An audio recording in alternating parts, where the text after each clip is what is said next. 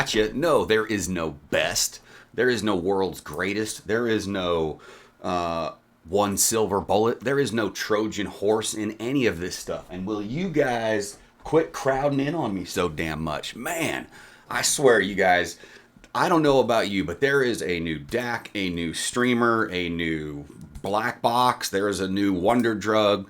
There is something coming out in this market every single minute, every single day. And I love it and adore it and enjoy going through all of this gear and talking about this stuff just like you do. But let's get down to some bare bones facts. Let's all calm down a little bit. Let's have a little discussion about pros and cons and all of this crazy DAC streamer madness. Let's dive in. All right, so sorry about the intro. I get a little fired up, but we have had a ton, and I mean a ton. I mean, I have two large piles next to me, and that's not even all of them, of DACs and DAC streamers that have came through this year that we have reviewed. Go check out all my reviews if you want to hear specifics. But one thing that I have learned over this year specifically, really kind of getting into this streaming thing, is that, number one, I'm not an engineer, I'm not a designer, I'm not a techie guy. I'm just here to kind of share my journey through all of this audio experience and couple that with some cool charity work that we get to do and just share that with you all, some of my thoughts on some of these pieces of gear that I review. What I want to say specifically about streamers and DACs. Too many of us see, ooh, look at this new thing everybody's talking about. I need this. I got to have this. I want to try this. One thing that I'll say, the first thing that you should do when you get that impulse is, first of all, stop and think to yourself, what is wrong with my current system in my room with the gear that I have? What do I like about my system and my setup? What does it bring to the table? And then secondly, really critically listening, identifying some things that you would like to make better. So do I wish my system was a little bit more resolving, right? I feel like there's a little haze kind of over the soundstage when I'm listening. And I heard this other guy's system, or I went to the show and I heard this. And I'd really like to get a little bit more of that clarity and detail and focus. Or you could be running into something where, man, you know, I heard this set of speakers one time, or I heard, you know, this system one time, and, you know, I'd really like to have that a little bit bigger of a sound stage. I'd really like to have a little bit more of, you know, the artifacts that are kind of in the sound stage, kind of pushing into the room a little bit. I feel my current setup is a little bit narrow, or maybe it's a little bit lean. You know, other things like, you know, like tonal qualities, like thinking about like, I feel like I wish the vocals were a little bit more forward in the presentation. I'd like to have those vocals be a little bit more real. Maybe if I could get that bass just a little bit tighter, a little bit more impactful, I'd be happy in this situation. And we can go on here for days with things that you could identify that either you love or hate about your system. But at the end of the day, if you're thinking about changing components outside of your main speakers and your main amplifier, your main preamplifier, kind of the heart and soul of your system, if you will, try really to stop and think about what your goal is, what you need to be doing, what you want to be doing. Don't just make these impulse buys, these lateral moves, right? So let's go through a few of these that I've got here and just kind of talk about some of the differences and things like that, and things that you should really be thinking about before you just go out and blow money or make some lateral move and don't get the changes that you want. Okay, so one of the other things that people really kind of need to think about when you're looking into the DAC streamer kind of space, maybe you're getting the you know, combined units where it's a DAC and streamer in one, so you're limiting your kind of boxes and interconnects and things that you have to have, is the kind of integration, right? So thinking about how you're going to integrate with your gear that you have in your house. So what inputs do I have? What outputs do I have? How many connections are there? You know, is it going to be HDMI? Am I going to use USB? Am I going to use coaxial? What's my preamp look like? What am I feeding this thing into, right? What streaming services am I going to be using? Am I going to be using Volumio or Rune, or am I going to be using Qobuz or Tidal Connect? And do those apps integrate with this streamer or this, DAC that I'm kind of looking at? And so think about these things before you kind of jump. What am I looking to do in my system? What kind of integrations and features am I looking for in the pieces of gear that I'm thinking about buying or considering? Is this just a lateral move? Am I really going to address the issues in my system, or am I going to fix one thing at the expense of another? And then just really ask yourself, do I really need this right now? Can I save up for another couple paychecks and maybe jump into the next tier and actually make a good significant jump in sound quality and performance overall, rather than just kind of adding one thing and taking one thing away? Okay, so kind of starting through the lineup here, as far as the DAC world goes, you've kind of got chip-based DACs, R2Rs, ladder DACs, what DAC chip? We've got the ESS Sabre, we've got the Burr Brown, we've got the AKM. How do I choose? How do I know? You really don't until you integrate it with your system. But, there's kind of things that we can know, and there's a lot of reviewers and research and write-ups out there. So look into the different kind of DACs that you have, what the streaming section looks like, how the app is on whatever unit you're going to get. Do I like the app? Does it integrate well with the gear I have? All of these things you need to really consider, because if you get something and it's got the best DAC chip in the world and it sounds absolutely amazing, but it doesn't have a native app, and you don't have Rune, and it's not really compatible with Amazon Music, then you're not going to enjoy the experience, and you're going to end up saying, oh, this is a piece of crap or whatever. So making sure you spend the time to get the right blend of components, software, hardware, integrations, musicality, tone, performance, all of that stuff that you're looking for.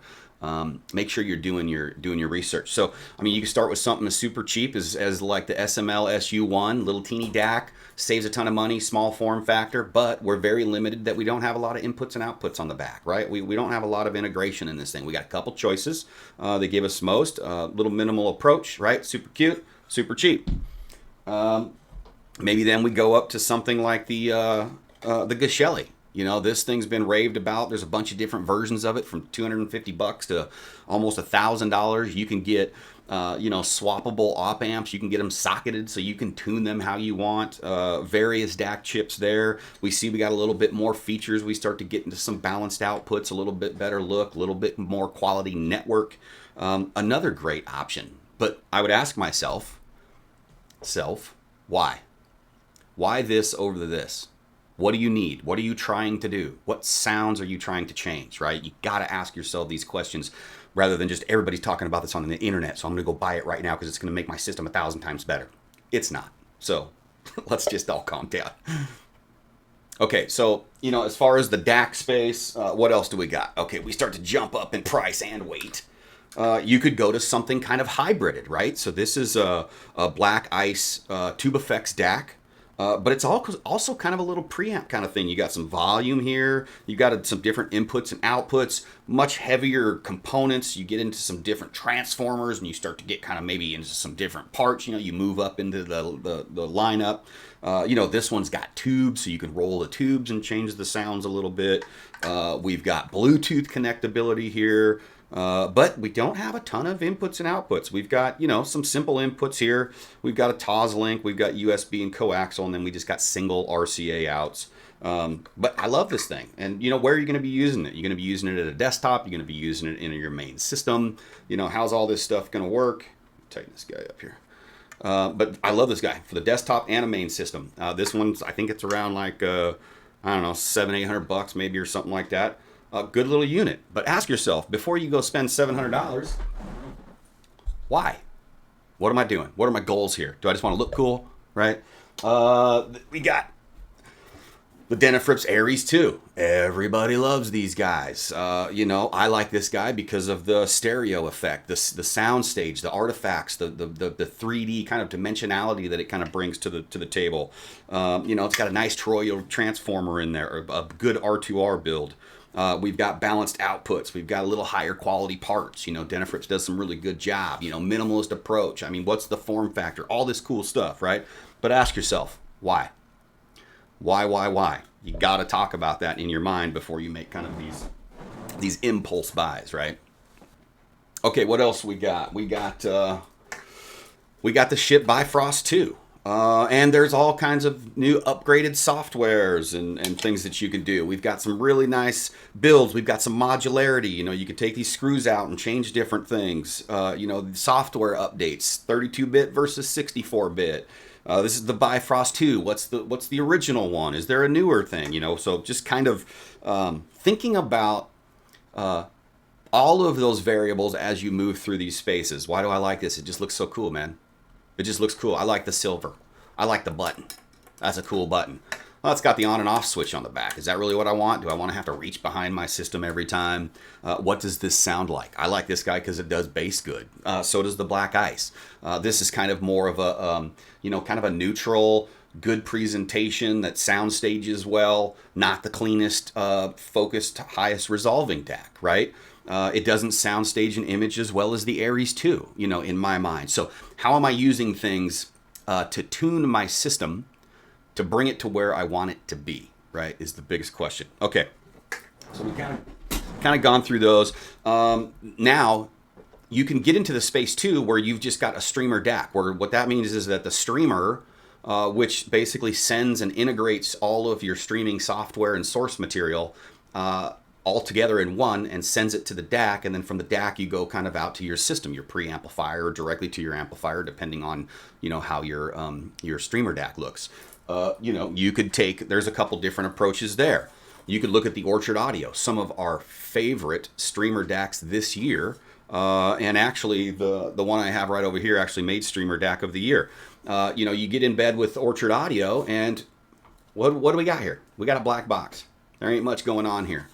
We've got super simple integration in the back, Raspberry Pi based, single-ended or balanced outputs. We've got a coaxial in. Man, I don't see much going on here. But if you look inside of this thing and you see the quality components and the parts and the minimalist approach and an absolute assault on just performance and the best sound that we can provide, that's what Orchard Audio does. And they come in AKM and Burr Brown. Oh, well, what are the differences there, right? For me, the Burr Brown DAC chips, depending on the network all around it, and that's the other thing, it's not just the DAC chip itself, it's the network and the things that are around it and the synergy that's built into the piece of equipment. The Burr Brown from Orchard Audio, to me, was much more organic, analog, nice, had to have good bit of resolution and resolving to it.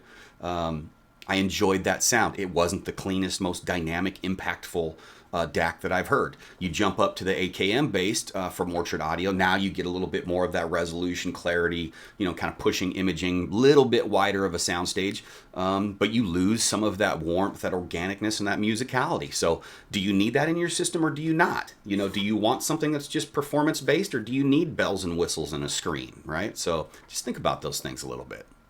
Okay, so then we can kind of start jumping up the chain a little bit. So let's go to Orchard Audio again. And let's talk about the one that actually made DAC Streamer of the Year for us. This is the new prototype, and no, you can't buy it yet, but in February it will be released. You can still get the just basic black box version. But again, same thing, very simplistic back here. We've got a coaxial in, a Raspberry Pi, single-ended and balanced outputs.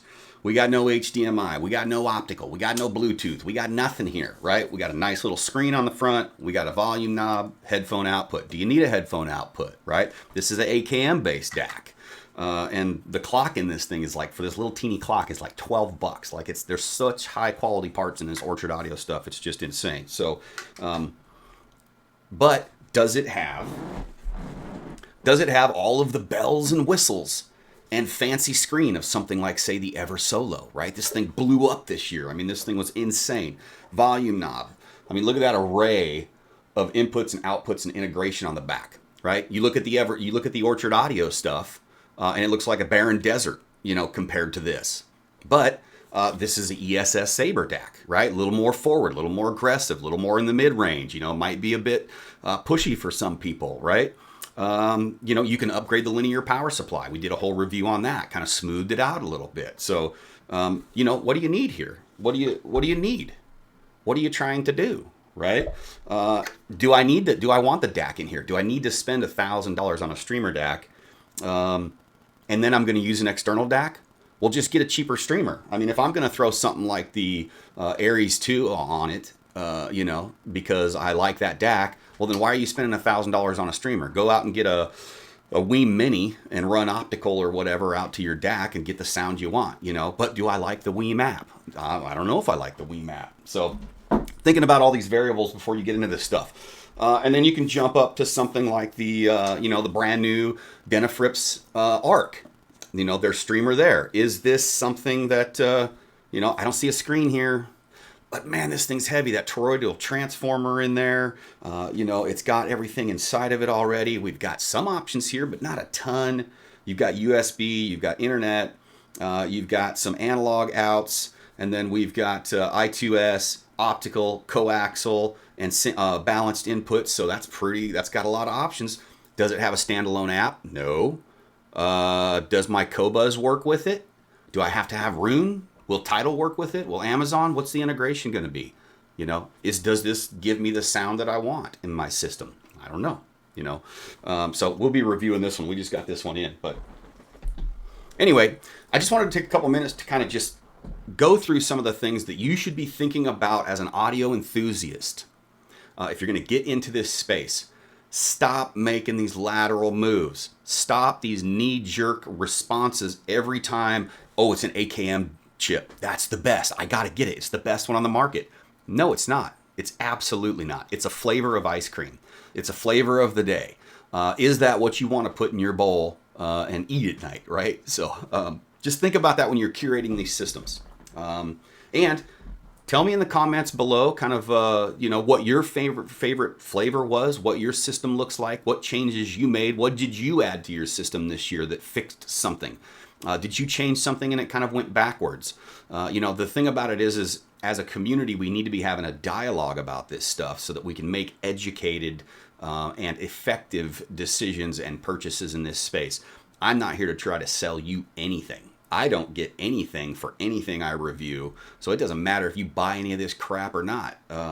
But the discussion is the important piece. So that being said, I appreciate you guys. Get in our Discord, comment in the comment section, come be a bigger part of the conversation, and I hope you all enjoyed my rant, and have a good day.